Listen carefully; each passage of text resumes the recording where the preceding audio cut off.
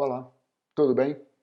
Que bom que você está aqui para mais uma aula da Escola Bíblica de Capacitação, Primeira Igreja Batista em Juiz de Fora.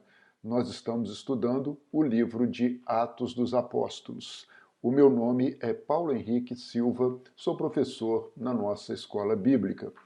Gostaria de convidar-lhe a acompanhar todas as aulas que temos apresentado para você e também novos estudos bíblicos que estão disponibilizados. Você pode sempre acessar as informações a partir do site da nossa igreja, do seu aplicativo, canal no YouTube e também do meu site www.paulohenriquesilva.com ou ainda a partir dos QR Codes que você encontra logo aqui no cantinho direito do seu vídeo. Apontando a câmera do seu celular, você terá então acesso às playlists da Escola Bíblica, às nossas aulas do livro de Atos e também de outros estudos bíblicos para o seu enriquecimento espiritual. Vamos então conhecer e prosseguir em conhecer a palavra do nosso Deus. Estamos estudando Atos dos Apóstolos ou Atos do Espírito Santo. O tema do nosso estudo é o Espírito Santo e a expansão da igreja. O Espírito Santo e a expansão da igreja. É isto que você deve dizer para as pessoas que certamente você irá convidar para acompanhar as nossas aulas, se inscrever no nosso canal, também compartilhar os vídeos com as pessoas dizendo: venha estudar comigo o Espírito Santo e a expansão da igreja. Você sabe qual é o nosso versículo? Versículo-chave do estudo, a divisa do estudo? Olha, eu gostaria que você soubesse esse versículo de cor. Está em Atos 1:8. Mas recebereis poder ao descer sobre vós o Espírito Santo, e serão minhas testemunhas, tanto em Jerusalém, como em toda a Judéia, Samaria e até os confins da terra. Até os confins da terra. Pois bem, então Atos 1:8 é um convite para que exerçamos a missão que Jesus nos confiou sob o poder do Espírito Santo. No mundo que está ao nosso redor mais próximo e também até os locais mais distantes. Com isto, eu convido-lhe também a viajar. Viajar fazendo missões, tal como Paulo e seus companheiros viajaram. Estamos, então, viajando, fazendo missões até os confins da terra. Prepare-se, aperte os seus cintos e vamos viajar com Paulo. Terceira viagem missionária, estamos onde? Éfeso. Éfeso, capital da Ásia Menor. Estamos situados neste momento, nesta cidade.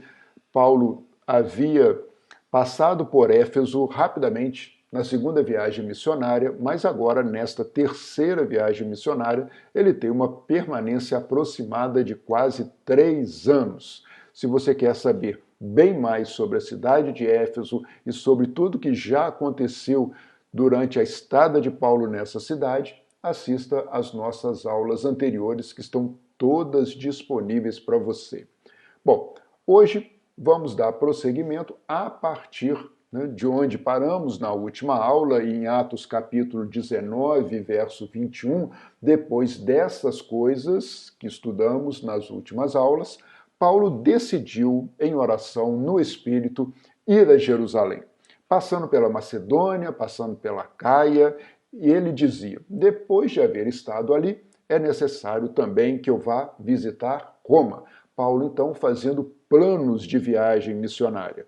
Ele estava em Éfeso, queria ir para Roma, é necessário que eu vá visitar Roma, talvez passando ali pelo oeste, seguindo em direção a Roma, mas ele acabou se desviando, indo para Jerusalém, e sim, na sequência ele foi para Roma, mas já prisioneiro do Império Romano. Tudo isso estudaremos juntos. Nesse ponto, ele está em Éfeso, preparando-se para prosseguir na sua terceira viagem missionária. As localidades que Paulo faz menção estão todas aqui destacadas no nosso mapa para você, né? Éfeso, o caminho para Macedônia, o caminho para Caia, e depois ele retorna retorna em direção à Ásia Menor e segue para a região do Líbano, né, onde entendemos hoje como sendo o Líbano, a região da Fenícia, desce então para Jerusalém, ele sobe em direção a Jerusalém, ele desce no mapa para o sul, mas sobe na altitude em direção a Jerusalém e retorna então à igreja nativa, levando consigo ofertas colhidas nesta terceira viagem missionária. Pois bem, então, ainda em Éfeso, vejamos o que aconteceu em seguida. 19, 22. Então ele enviou a Macedônia, antecipando a sua chegada, 2 dos seus auxiliares, Timóteo, seu filho na fé, também Erasto, grande gestor, administrador, e permaneceu mais um pouco na província da Ásia, tal como você pode confirmar e acompanhar nos versículos que estão sempre aqui embaixo, na barrinha azul. Eu insisto para que você, ao longo da semana, estude também estes versículos complementares. Naquele tempo em que Paulo permaneceu um pouco mais em Éfeso, houve um grande tumulto por causa do caminho. Caminho? Sim, dos seguidores do caminho, daquilo que estavam pregando, do cristianismo nascente, agora sim, Paulo codificando, pautando de uma maneira mais consolidada toda a teologia voltada para o cristianismo. Sim, aquelas pessoas estavam causando alguma turbulência já naquele verdadeiro caldeirão de religiosidade e também de paganismo da região de Éfeso. Identificaram que estes cristãos, os seguidores de Cristo, aqueles do caminho, estavam trazendo uma nova forma de viver. As pessoas estavam sendo transformadas por aquela nova pregação. Consideraram que aquilo era um grande tumulto. Atos 19 e 23, mais os versículos complementares que você tem logo aqui embaixo na barrinha azul do slide. Um ourives, um artífice que trabalhava com ouro, chamado Demétrio, fazia miniaturas de prata, possivelmente também de ouro, do templo de Ártemis, e que dava muito lucro aos artífices.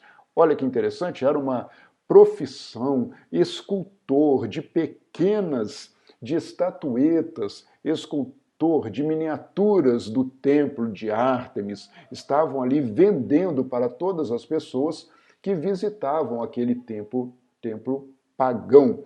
Ganhavam muito dinheiro com isso. Não apenas Demétrio, mas todos os seus companheiros artífices. Possivelmente havia ali algo como uma associação entre esses artífices. Eles se reuniam, eles de alguma forma tinham uma política uniforme de preparar, de elaborar aquelas esculturas e também de vendê-las. Havia algum acordo entre estes artífices. Demétrio, possivelmente, um dos líderes desta associação, por assim dizer, de artífices que ganhavam dinheiro no templo de Ártemis. Templo de Ártemis, ou Artemis, ou Artemísia. Este templo data de 550 a.C. Notem essa religiosidade ancestral, esses cultos místico-religiosos que já aconteciam naquela cidade, nesse templo maravilhoso de Ártemis, construído de maneira suntuosa 550 a.C. Depois ele foi destruído no incêndio e reconstruído no século IV a.C. Dizia-se ter mais de 120 colunas de mármore, e essas colunas eram enormes, algo como 20 metros de altura. Um templo majestoso em homenagem àquela deusa.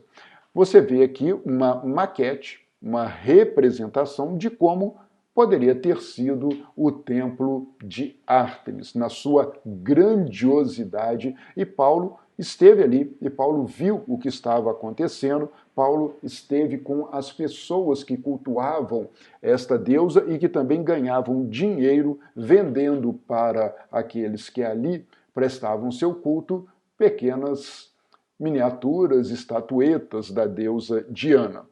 Nesta imagem você vê o que restou do templo de Ártemis. Apenas uma das colunas, apenas uma delas está de pé, lá na Turquia, né? Nessa região que anteriormente era constituída pela cidade de Éfeso e as suas imediações. Uma coluna apenas está ali para contar a história deste templo. Pois bem, então Demétrio reuniu os seus correligionários, os seus companheiros de profissão, juntamente com os demais que ali estavam, e disse: Senhores, vocês sabem que temos uma boa fonte de lucro, ganhando dinheiro com a exploração da religiosidade, da crença de outras pessoas. E vocês estão vendo e ouvindo como este indivíduo, este tal de Paulo, está convencendo e desviando um grande número de pessoas aqui em Éfeso. Vejo a transformação de vidas pela pregação e pelo ensino da palavra de Deus. Paulo estava ensinando em Éfeso. Paulo havia alugado um auditório e lá, a cada dia, ele pregava a palavra e ensinava a palavra de Deus. E muitas pessoas estavam se convertendo em Éfeso, e não apenas em Éfeso, em quase toda a província da Ásia.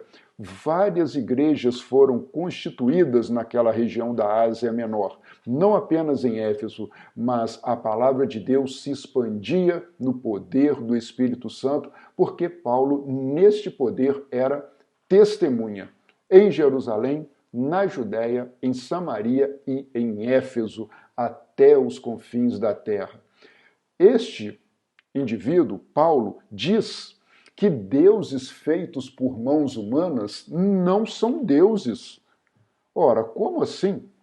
Nós vamos pressupor que ele está certo, e isto contraria todo o nosso entendimento ancestral do conhecimento dos deuses do panteão grego, e agora ele está dizendo que estas imagens que nós estamos fazendo e que nós cultuamos não são deuses. Deuses feitos por mãos humanas. Salmos 115, 4. Paulo conhecia esse salmo? Certamente, como judeu, ele conhecia bem todos os livros do que nós hoje entendemos como Antigo Testamento, a Bíblia hebraica, a lei e os profetas, a Torá. Os ídolos deles, de prata e ouro, são feitos por mãos humanas. Os ídolos, aquilo que eles idolatram, mas eles não são deuses, porque há apenas um Deus. Apenas um Deus. E é este Deus que Paulo pregava, e é o seu Filho Jesus que veio e deu a sua vida em sacrifício por todos nós. Pregava que este amor de Deus era universal, não apenas para o povo judeu, mas que esse amor se estendia a todos os povos da terra. E havia uma confluência de pessoas de várias regiões do Império Romano ali, naquela estratégica cidade de Éfeso. Portanto, essa pregação era poderosa para levar as pessoas ao conhecimento do Deus verdadeiro, o Deus santo e verdadeiro. Não somente, continua Demétrio a sua argumentação, há o perigo de nossa profissão, artífice de estatuetas de Diana, perder a sua reputação, nossa reputação como profissionais que fazemos as estatuetas da deusa Ártemis, mas também do próprio templo da grande deusa Ártemis. Não apenas nós, mas o próprio templo pode cair em descrédito. E a própria deusa pode cair em descrédito.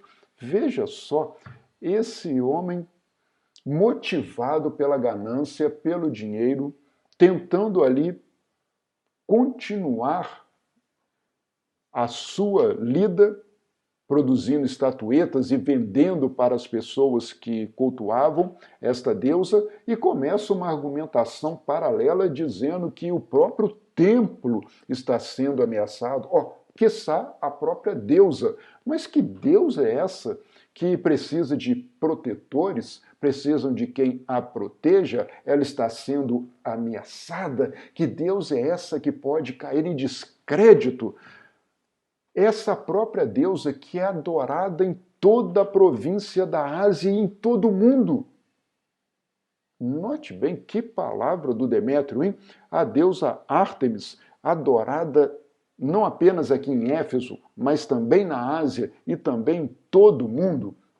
E Paulo vinha pregando Jesus em Jerusalém, na Judéia, em Samaria, na Ásia Menor e em todo o mundo. Essa deusa, continua Demétrio, pode ser destituída de sua majestade divina.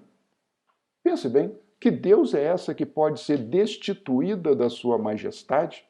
Não é uma deusa de fato, não é uma deusa, não é verdadeira esta crença. Ao ouvirem isto, esta argumentação falaciosa, tendenciosa, esta argumentação toda preparada para o convencimento da sua audiência, seus colegas de profissão e pessoas que cultuavam a deusa Ártemis, ao ouvirem isto, eles ficaram furiosos, enfureceram-se contra Paulo e começaram a gritar: grande é a Ártemis dos Efésios. Esta é uma expressão muito conhecida. Grande é a Ártemis dos Efésios, ou, em outra tradução, grande é a Diana dos Efésios. E todo aquele povo começou a gritar: grande é a Diana dos Efésios, buscando defendê-la, enquanto o nosso Deus, o Senhor Jesus, diz que nós não devemos defendê-lo, nós devemos ser testemunhas dele. E Paulo testemunhava enquanto esses homens estavam procurando defender a sua pseudo-deusa, que poderia ser desprovida da sua divindade. Um grande alvoroço surgiu a partir daí.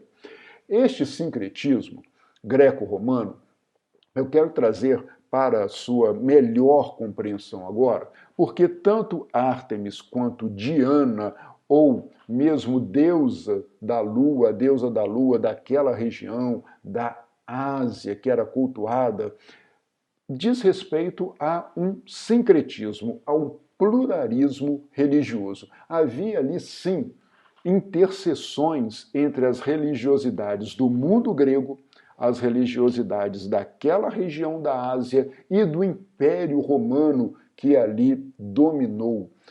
Estamos falando também de judeus chegando naquela região. Então havia ali, certamente, muita movimentação e uma certa mistura, uma certa confluência. Claro, nós devemos respeitar quem é religiosamente outro.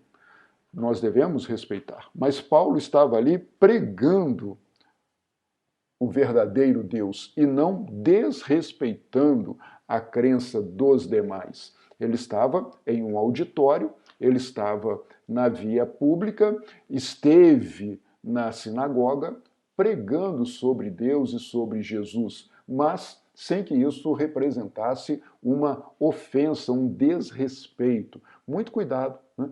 Muito cuidado, porque precisamos acolher aqueles que são religiosamente outros e colocar para eles qual é o entendimento que o Espírito Santo traz ao nosso coração a respeito do amor de Deus e de Jesus.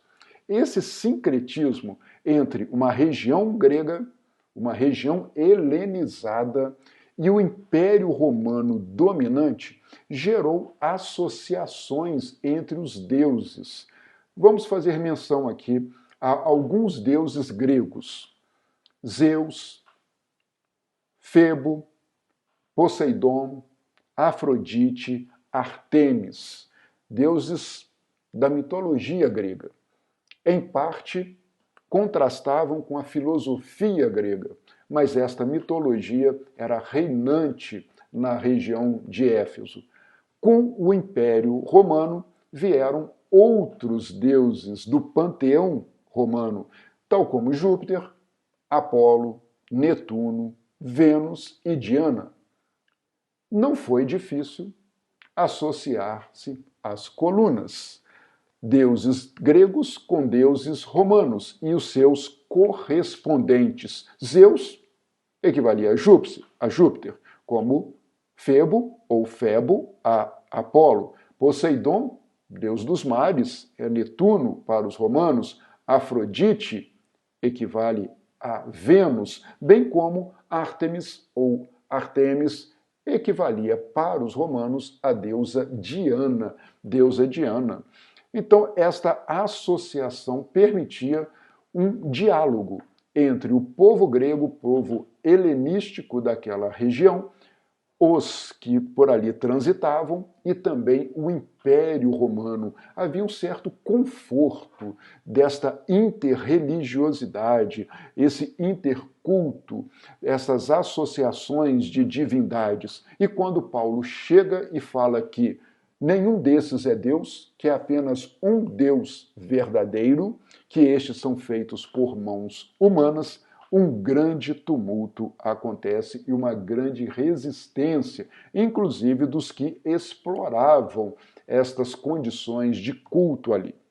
A deusa Artemis ou Diana, agora você já conhece a similaridade entre a religiosidade grega, mitologia grega e o Império Romano, ela tinha algumas características.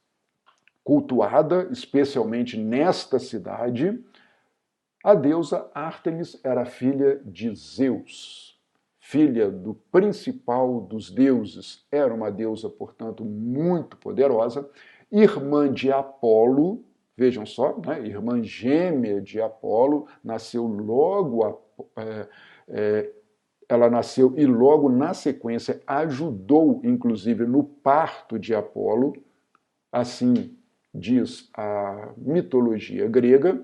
Então, uma deusa com grande poder desde o seu nascimento, associada à caça, associada aos animais, associada à proteção das florestas. Ela é sempre retratada, como você vê aqui nesta escultura que está no Museu do Louvre, em Paris, ela com um arco, com flechas e acompanhada por um animal, seja ele um cervo, seja ele um urso, ou um lobo, um cão de caça, sempre esta representação de caçadora, de protetora também das florestas. E devido à sua forma de nascimento inusitada, mística, ela também estava associada à fertilidade, era uma deusa virgem, e também a Lua. Essa associação com a Lua já remete à mitologia da região da Ásia, desta apropriação de atributos de diferentes deuses, compondo então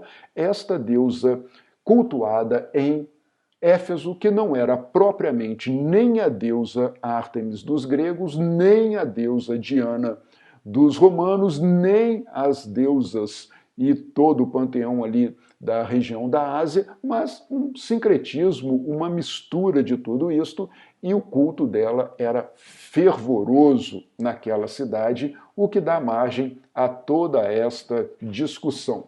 Em pouco tempo, toda a cidade estava em tumulto, toda a cidade queria saber do que estava acontecendo, queria participar deste debate.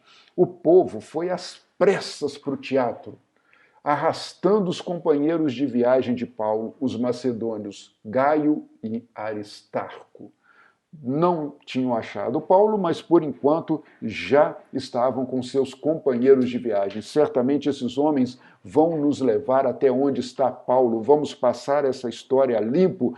Ainda bem que Demétrio abriu os nossos olhos, porque a Diana dos Efésios está ameaçada. O templo de Diana pode ser abandonado e a nossa profissão vai cair em desgraça. Vamos encontrar este homem. Atos 19, 29. Leia as correspondências em 17, 5 e 24. Paulo queria, por sua vez, apresentar-se à multidão. Queria tecer ali os seus argumentos, queria demonstrar que Jesus é o Cristo, que há um único Deus e Pai de todos, universal, amoroso, que deu o seu Filho em resgate por todos nós, Filho este que morreu e venceu a morte e ressuscitou e derramou sobre nós o Espírito Santo de Deus. Paulo queria apresentar a sua argumentação. Um homem culto, com clara informação, um repertório vasto sobre a mitologia grega, também sobre toda a religiosidade judaica, ele poderia, cidadão romano, expor, apresentar os seus argumentos de uma forma bem elaborada. Contudo, o ambiente não era propício para um debate, não era propício para uma discussão filosófica ou um encontro interreligioso, mas os próprios discípulos de Paulo não o deixaram ir, não permitiram. Alguns amigos de Paulo, inclusive, que eram das autoridades da província, amigos influentes, amigos que tinham informações ali, né, muito claras do que estava acontecendo, chegaram a mandar um recado para Paulo, pedindo-lhe que não se arriscasse a ir ao teatro. Não vá, Paulo, não será produtivo, não será seguro, você não terá condição nem mesmo de expor, de argumentar, não vai adiantar, você inclusive colocará a sua própria vida em risco. Vejam o cuidado da igreja com o seu pastor. Atos 15, 26, Romanos 16, 4. A Assembleia estava em confusão. Muito debate, muita discussão. Uns gritavam uma coisa, outros gritavam outra coisa, e a maioria do povo nem sabia por que havia se ajuntado ali. Muita gente indo para o teatro, um grande alvoroço, discussão, mas sobre o que mesmo? Sobre a Diana, sobre o templo, sobre as estatuetas, sobre as imagens, sobre os judeus, sobre esse homem Paulo, mas o que está sendo falado? Não sei bem, mas vamos para lá, vamos participar dessa discussão. E havia, então, um ambiente de descontrole, de desacerto extremamente arriscado para Paulo, e não seria nada assertivo, não seria nada produtivo se abalar até o teatro e ali tentar dar qualquer tipo de explicação, argumentação e levar a palavra de Deus. Estamos em 19:32 com os correspondentes. 19, 33 e 34. Alguns da multidão julgaram que um homem chamado Alexandre era a causa do tumulto. Veja a confusão. Alguns não sabiam nem que essa confusão estava sendo gerada pela pregação de Paulo. Acharam que era um outro homem chamado Alexandre, quando os judeus o empurraram para a frente. Vejam só. Esse homem foi empurrado para a frente pelos judeus. Os judeus se apartaram deste homem chamado Alexandre. Não quiseram ter contato com ele. Não quiseram estar vinculados a este homem Alexandre, que possivelmente era um discípulo de Paulo, era um seguidor de Paulo, judeu.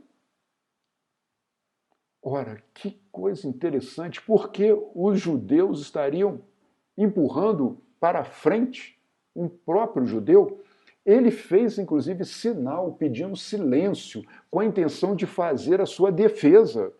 Ele estava numa condição ali de ameaça, ele precisava fazer a sua defesa diante do povo. Mas quando ficaram sabendo que ele era judeu, todos gritavam uma só voz durante cerca de 2 horas: grande é a Ártemis dos Efésios. Supostamente, é uma hipótese, Alexandre era um judeu convertido ao cristianismo, e os demais judeus, vendo toda aquela confusão, queriam manter-se à distância disso, não guardar qualquer relação com os cristãos. Olha, se vocês querem discussão, discutam com estes do caminho. Nós somos judeus, nós não somos do caminho. Este homem que se apresente ao povo e faça a sua própria defesa. Os judeus se afastaram, deixaram Alexandre sozinho perante a multidão.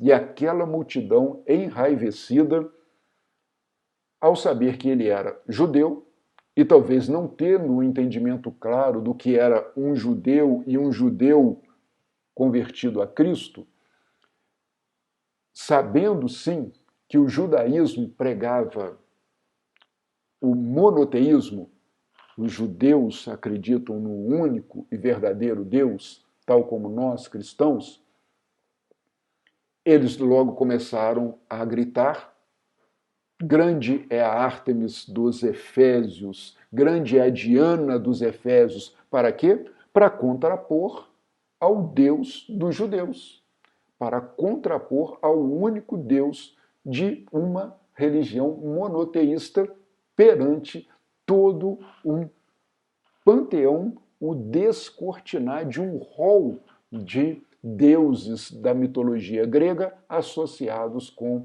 a religiosidade romana e também os cultos locais da região da Ásia Menor. Eles queriam dizer o quê? Não há apenas um Deus. A nossa deusa Ártemis, sim, ela também é uma deusa. Talvez pudessem até estar pensando, se vocês quiserem acrescentar o Deus de vocês, seja o Deus judeu ou o Deus daqueles do caminho, vocês podem até acrescentar, é mais um Deus. Tudo bem, mas dizer que ele é o único, isto não, porque grande é a Diana dos Efésios. Assim gritou aquele povo por um período de 2 horas. Vejam que condição espiritual difícil, que condição complicada, que batalha espiritual estava sendo travada naquele momento e todo o perigo de morte que Paulo estava sofrendo. Eu sou o Senhor, esse é o meu nome. A minha glória a outro não darei, nem o meu louvor a imagens de escultura. Isaías 42, 8. Mais de 700 anos antes de Cristo, assim disse o Senhor: esse é o meu nome.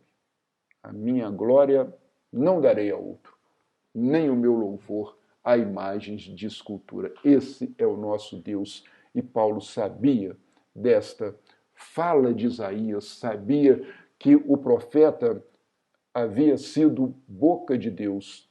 E assim o Senhor disse por meio deste homem tão importante, desse livro que hoje nós temos condições de lê-lo todo. Leia os capítulos 40, 42, 44 de Isaías.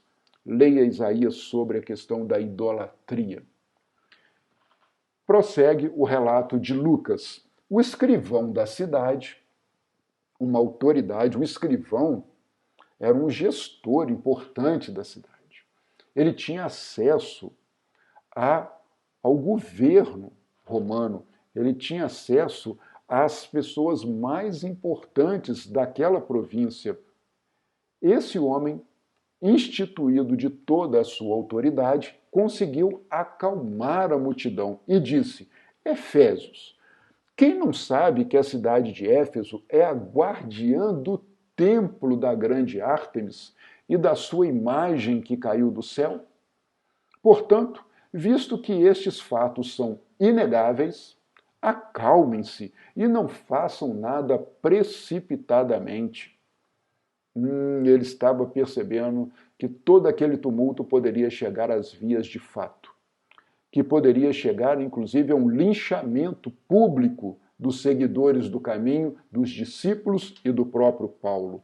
Ele vem, então, com toda uma argumentação bastante bastante preparada para enaltecer o culto a Ártemis a Diana na cidade de Éfeso, para tentar demonstrar que não havia perigo com a pregação de Paulo e dos seus discípulos para que Ártemis e o seu templo caíssem em descrédito, porque todos reconheciam isto, era algo inegável na fala deste escrivão da cidade.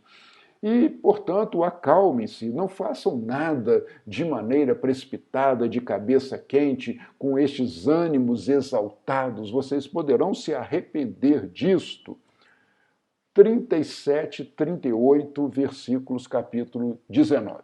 Vocês trouxeram estes homens aqui, prossegue o escrivão, embora eles não tenham roubado templos, nem blasfemado contra a nossa deusa. Veja o que eu falei a respeito do entendimento que Paulo tinha sobre os outros cultos, as outras religiosidades, sobre a forma com que ele se apresentava, que ele argumentava e expunha a palavra de Deus e ensinava durante tanto tempo. Eles não blasfemaram contra a nossa deusa e nem são ladrões. Se Demétrio, aquele líder dos artesãos, e seus companheiros de profissão têm alguma queixa contra alguém, seja contra Alexandre, seja contra Paulo, seja quanto a estes seguidores do caminho, os tribunais estão abertos. Os tribunais estão abertos. Nós temos procônsules designados pelo imperador romano para tratar destas questões. Eles, os acusadores, que apresentem suas queixas ali, nos tribunais. E se há mais alguma coisa que vocês desejam apresentar, isto será decidido em assembleia, conforme a lei do Império Romano. O que ele queria? Apaziguar e evitar que um tumulto como este chegasse até os ouvidos do imperador. Seria muito ruim para a colônia pacificada romana da Ásia Menor, ter ali talvez uma intervenção do Império Romano em razão deste tumulto ocasionado por o entendimento que aquelas pessoas estavam tendo da pregação de Paulo e sendo inflamados por Demétrio e seus artífices, preocupados com o ganho. E assim falou aquele escriba, falou aquele escrivão da cidade, aquela autoridade da cidade, conseguindo amenizar o ambiente e acalmar os ânimos, trazendo todos para uma reflexão, vendo que poderia ter repercussão ainda pior. Atos 19, 40, 41. Da maneira como está, corremos o perigo, nós aqui de Éfeso, de sermos acusados de perturbar a ordem pública por causa dos acontecimentos de hoje. Em lugar deles serem acusados, nós é que seremos acusados. Nesse caso, nós não seríamos capazes de justificar este tumulto, visto que não há razão para tal. Não blasfemaram, não desrespeitaram a nossa religiosidade e nem roubaram o templo. Portanto, nós não temos nenhum motivo, nenhuma justificativa se isto vier aos tribunais, ao julgamento, e nós sim é que podemos ser acusados de estarmos perturbando a ordem pública e o Império Romano vai agir com mão de ferro sobre nós e não sobre eles. Portanto, acalme-se, vão para suas casas. Encerrou a assembleia. Assim terminou aquele tumulto, Atos 19, 40, 41. Vejam que batalha, hein? Que luta espiritual. Vejam quanta hostilidade contra Paulo e contra os discípulos do Senhor naquela cidade de Éfeso.